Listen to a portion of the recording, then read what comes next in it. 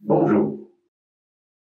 Après un siècle de mensonges d'État, toujours au pluriel, bien entendu, il semble que nous commencions à mieux comprendre les motivations des hommes du grand capital noir qui planifièrent et déclenchèrent toutes les guerres du XXe siècle à nos jours, ainsi que les moyens employés pour aveugler les peuples. Reste donc à aborder un autre grand point d'histoire oublié des théoriciens de l'illogisme, l'Europe, ou plus exactement l'Europe des cartels. Donc, la réponse des grands trusts de l'Europe continentale, en majorité français, aux tentatives de conquête du continent par leurs homologues anglo-saxons.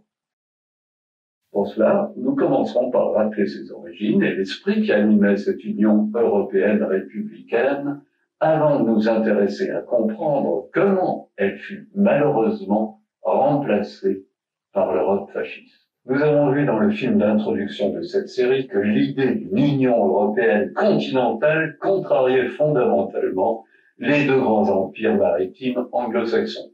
Ceci non seulement parce que cela remettait en cause leur commerce maritime ainsi que leur principe politique selon lequel il fallait diviser l'Europe pour mieux y régner, mais également parce qu'une Union européenne continentale puissante unis autour des principes humanistes de la Société des Lumières et des Républiques, signifiait une entité économique qui aurait dominé le monde.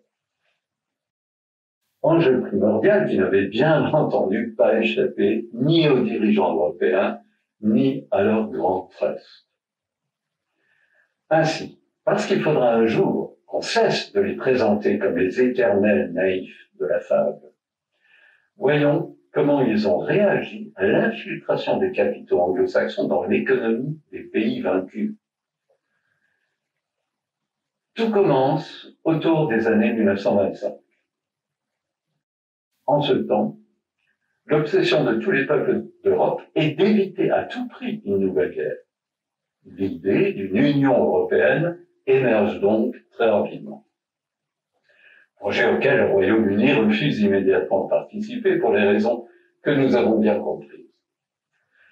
Parallèlement, et depuis que l'industrie mondiale est censée se réformer pour ne plus produire que des marchandises à usage civil, on se demande comment éviter cette concurrence à outrance qui commence à faire rage. En effet, on sait d'une part que c'est mauvais pour les affaires, et d'autre part que la surproduction ne pourra finir que par une crise économique. C'est pourquoi les grands trusts mondiaux vont décider de s'organiser pour tenter à la fois d'éviter la surproduction et la concurrence internationale. On va alors décider de rationaliser l'économie mondiale par la cartellisation. Le principe est simple. Dans un premier temps, dans chaque pays, on unira tous les grands trusts d'un même domaine d'activité en un cartel. Il y aura donc le cartel français de l'acier, celui du charbon et de l'azote, de la chimie, de l'électricité, etc. Idem dans chaque grand pays industriel européen. Puis ces cartels vont imposer des quotas de production à leurs adhérents en fonction des besoins, donc des commandes réelles. Chaque trust, affilié au cartel, se voit donc imposer un quota en fonction de sa puissance, ce qui évite de produire à outrance et de saturer les marchés. Le second problème à résoudre est celui de la concurrence internationale. Pour cela, on va délimiter le monde en zones d'influence. Il y aura la zone européenne, incluant les empires français, belges, hollandais et portugais, la zone britannique, incluant son propre empire, la zone américaine, incluant ce qui n'est toujours pas considéré aujourd'hui comme un empire, mais dont nous avons bien vu que c'en était un, puisque les États-Unis, par leur politique agressive, ont en réalité mis la main sur les pays d'Amérique latine et sur quelques pays de la zone Pacifique. Enfin, deux zones refuseront de se plier à ce partage du monde, la Russie et la Chine communiste. Il faudra donc les convaincre. Et vous commencez à comprendre que nous voici à nouveau plongés au cœur des principaux enjeux du XXe siècle. D'une part, le problème des empires émergents, et de l'autre, une économie mondiale bouleversée par la concurrence de pays où la main-d'œuvre est moins chère. Nous y reviendrons bien sûr, car ils sont fondamentaux. Partant de ce partage du monde en zones d'influence, le principe est simple. Par exemple, un cartel européen n'a pas le droit de vendre ses produits dans la zone d'influence américaine ou britannique et vice-versa. Annulation du principe de concurrence qui, à l'intérieur de chacune de ces zones, permet aux cartels de fixer librement leur prix sans crainte de voir des cartels étrangers se livrer au dumping pour imposer leurs produits. Tout va donc pour le mieux dans le meilleur des mondes. Apparemment, en tout cas. Car évidemment, pour tous ces beaux messieurs, les règles sont faites pour être contournées. Et nous savons qui les a contournées dès 1920. Les États-Unis, qui dès 1917 sont déjà venus avec leurs beaux dollars noyauter la Russie communiste, puis à partir de 1920, l'économie allemande. Ils possèdent donc, au cœur de la zone d'influence européenne et de la zone russe, des sociétés apparemment européennes ou russes, en réalité américaines, en mesure de concurrencer les cartels européens.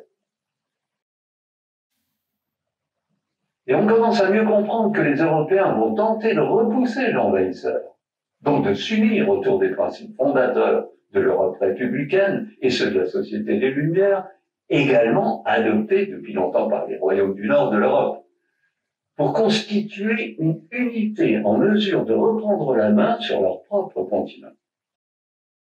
C'est cette Europe des cartels, mais républicaine dans ses principes et ambitions, qui voit le jour le 30 septembre 1926 à Bruxelles. Ce jour-là, un certain Emil Mayerich, patron du puissant syndicat de l'acier luxembourgeois, l'Arbed, fonde avec les maîtres de l'acier français, allemands, suédois, etc., le premier cartel de l'acier européen. Il sera très vite suivi par tous les autres grands acteurs de l'économie, charbon, chimie, électricité, etc. Donc, bien avant les premiers accords fondateurs de l'Union européenne, signés après la Seconde Guerre mondiale, dont tout le monde parle, mais qui furent en réalité signés sous contrôle des vainqueurs anglo-saxons. Cette première mouture de l'Union européenne des cartels avait pour but d'abattre les frontières à l'intérieur de la zone européenne. Procédure classique, d'où divers accords amenant peu à peu à réduire les droits de douane. Très longtemps oubliée des historiens politiquement corrects, elle a été redécouverte depuis quelques années par les historiens révisionnistes, tels Madame Elisabeth Duréo ou Madame Geneviève Duchesne, dont les travaux sont parfaitement révélateurs quant à la réalité et la prépondérance de cet enjeu oublié des années d'entre-deux-guerres. Leurs ouvrages étant toujours disponibles à la vente, ainsi que ceux de nombreux autres historiens révisionnistes sur le sujet, je n'insisterai pas une fois de plus ici sur toutes les qualités de cette Union européenne, des origines à vocation républicaine et humaniste, si curieusement méconnue de nos jours. Par contre, il nous importe de comprendre pourquoi cette Europe républicaine a été supplantée par le projet d'une Union européenne fasciste. Car voici une question à laquelle personne ne s'est intéressé avant. Pourquoi ? Tout simplement parce qu'il a paru évident à tout le monde que la victoire des fascistes en 1940 avait définitivement réglé le problème par la force. Or, la trahison militaire française nous prouve que nous sommes très loin du compte et qu'il faudra sans doute revenir au dessous économique et financier de cette perte progressive d'influence de l'Europe républicaine, car elle n'a pas disparu en 1940, mais bien avant, et lentement. Ce fut en réalité une longue agonie, comme si on l'avait étouffé. Or, comment imaginer que cette Europe républicaine, portée et aimée par les peuples, ait pu être assassiné sans qu'on le remarque. Car c'est bien ce que les théoriciens de l'illogisme aimeraient continuer à nous faire croire. Que l'enchaînement d'événements incontrôlables aurait, par une sorte de fatalité, porté Hitler au pouvoir, puis l'aurait autorisé à détruire la République de Weimar et à restaurer une dictature, puis remilitariser la Rhénanie, renverser le gouvernement républicain autrichien, réaliser l'Anschluss, soutenir militairement le parti fasciste de Franco en Espagne, menacer puis envahir la Tchécoslovaquie et enfin la Pologne, et tout ceci avec une armée d'opérettes et une économie proche de zéro. Et bien sûr que cette prétendue logique de la fatalité est aussi débile que celle de l'incompréhensible blitzkrieg. Nous sommes ici de toute évidence devant un complot mondial parfaitement ordonné. Un complot qui, tout comme en Russie, visait à placer en Europe des dictateurs devant toute leur puissance et leur sécurité personnelle, bien sûr, au bout du grand capital noir. D'ailleurs, pour en être certain, il vous suffira de lire les innombrables livres traitant de ce second conflit mondial. Vous y trouverez systématiquement les mêmes lieux communs, les mêmes mensonges et omissions, et les mêmes incompréhensions ou allusions à des interventions divines ou à la logique des fatalités. En réalité, lorsqu'on considère uniquement les archives, les chiffres, les noms et les faits, ainsi que le fait les économistes que j'ai déjà évoqués, tels M. Sutton, on ne peut manquer de voir à qui profitait le crime. Donc, qui a sciemment et systématiquement financé ces dictateurs. Il est donc inutile de poursuivre ici. Tous les ouvrages indispensables à votre réflexion existent, et souvent depuis longtemps. Il vous suffit pour comprendre ce que tout ceci implique de faire intervenir dans votre raisonnement à la fois la trahison militaire et l'arrivée au pouvoir de Pétain, donc d'un dictateur fascisant, l'Europe républicaine de 1926, ainsi que le fait parfaitement connu de tous les historiens que les États-Unis ont porté tous les dictateurs européens et russes au pouvoir, réarmé les pays, puis organisé la trahison militaire qui devait renverser l'ultime obstacle, la dernière puissance à encore défendre les valeurs républicaines. Et vous verrez que la plus élémentaire logique reprendra tous ces droits. Car personne ne pourra plus vous dire qu'on ne pouvait pas arrêter Hitler tout au long de sa montée en puissance entre 1932 et 1940. Que son ascension était irrésistible, qu'il était porté par le fanatisme de son peuple. En réalité, le peuple allemand ne l'a suivi que parce qu'il a remarqué, et comment aurait-il pu ne pas le voir, que toutes les portes s'ouvraient comme par miracle devant le génial Führer, que lorsqu'il défiait tous les grands empires, ceux-ci, autre miracle, s'effondraient comme des châteaux de cartes. Et voilà la légende de la fatalité solidement établie. Une légende sur laquelle tous les historiens politiquement corrects se sont empressés de s'appuyer pour expliquer les milliers de hasards et de décisions incompréhensibles émaillant toutes les pages du conte de fées officiel.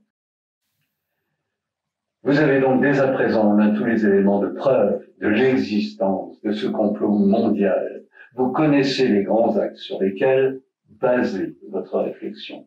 Vous savez que la théorie du complot est une expression à proscrire pour ce qui concerne l'unique complot dont les historiens aient la preuve, celui orchestré depuis le début du XXe siècle par les plus grands financiers et industriels afin de provoquer toutes les guerres et révolutions qui firent tant de victimes.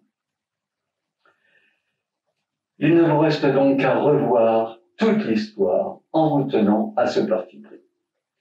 Car il convient maintenant de démontrer que tous les événements se sont enchaînés, non pas par la fatalité, mais en suivant très précisément cette logique. Que ce complot explique tous les mystères laissés irrésolus ou qualifiés de miracles par d'historiens amateurs de contes pour enfants. Que rien, je dis bien rien, n'est exact dans cette traduction tendancieuse des faits et des archives. Que ces auteurs bienveillants ont imposé au peuple. Et comment pourrait-il en être autrement lorsqu'il a fallu éliminer de l'histoire tant de faits dérangeants pour la rendre à peu près vraisemblable à grands coups de miracles et fatalistes? Je vous dis donc à bientôt pour la suite de notre enquête, si les grands censeurs nous laissent le temps.